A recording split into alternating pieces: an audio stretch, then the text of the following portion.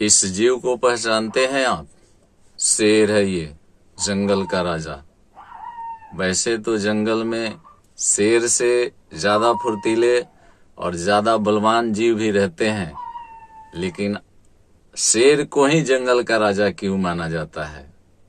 इसके लिए आप पुष्पा फिल्म का वो डायलॉग सुनिए जिसमें आलू अर्जुन बोलता है, झुकेगा नहीं साला अपन, अर्थात किसी के सामने झुकेगा नहीं। शेर का ये एटीट्यूड ही शेर को जंगल का राजा बनाता है, झुकेगा नहीं।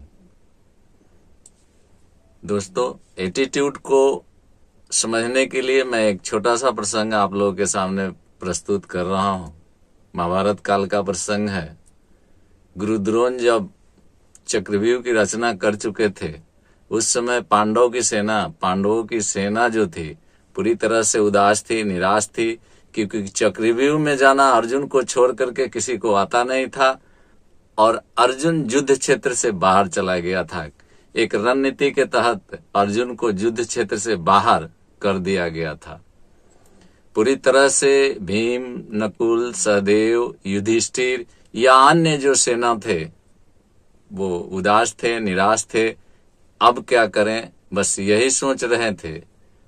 उसी समय एक एटीट्यूड वाला छोटा सा बालक प्रस्तुत हुआ उन लोगों के बीच में और युधिष्ठिर से बोला, बड़े पिताजी, मैं चक्रव्यूह का भेदन करूंगा। आप समझ गए होंगे, वो बच्चा अभिमन्यु था। अभिमन्यु जानता था चक्रव्यूह के अंदर जब उसका सामना होगा, युद्ध होगा, तो वो कोई साधारण लोग होंगे नहीं। उसके सामने गुरु द्रोण होंगे, महारथी कर्ण होंगे, महारथी अश्वत्थामा होंगे, स्वयं दुर्योधन होगा, दुशासन होगा और इस तरह से अनेकों वीर होंगे जो उसके सामने होंगे। और अभिमन्यु को यह भी पता था कि वो चक्रव्यूह में अकेला ही जा सकता है। पांडव सेना में अर्जुन को छोड़कर, अर्थात अभिमन्यु के पिता को छोड़कर कोई घुस नहीं सकता है। फिर भी वो बालक, 12-14 साल का बालक, अपना एटीट्यूड दिखाता है और बोलता है, बड़े पिताजी, मैं जाऊंगा चक्रव्यूह के अंदर। आप समझ सकते हैं कि एक सकारात्मक ऊर्जा जो अगर आपके अंदर हो तो न होने वाला काम भी आप कर सकते हैं। मैं इस कहानी में ज्यादा लंबा नहीं जाना चाहता, क्योंकि आप जानते हैं जब अभिमन्यु चक्रव्यूह के 6 द्वारों को भेद कर 7वें द्वार पर गया तो उसके सामने ये सभी महारथी जिसका नाम अभी हमने लिया है, चाहे द्रोणाचार्य हो, कृपाचार्य हो, अश्वत्थामा हो, महारथी कर्ण हो, दुर्योधन हो, दुशासन हो, सभी महारथी मिले और सबसे एक साथ युद्ध किया अभिमन्यु ने। और उसके बाद वो वीरगति को प्राप्त हुआ।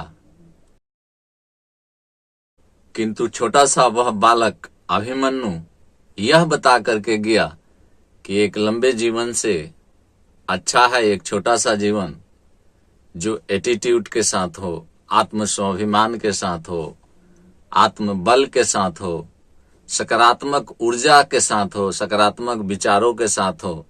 वैसे तो दोस्तों एटीट्यूड शब्द ही अंग्रेजी का है, किंतु अगर आप इसका हिंदी अनुवाद देखें तो वही निकल करके आता है कि आपका मनोभाव जो है वो सकारात्मक है तो आपके साथ एटीट्यूड है, आपके अंदर एटीट्यूड है। और आत्मबल, आत्मसम्मान, आत्म स्वाभिमान बनाए रखें। जय हिंद।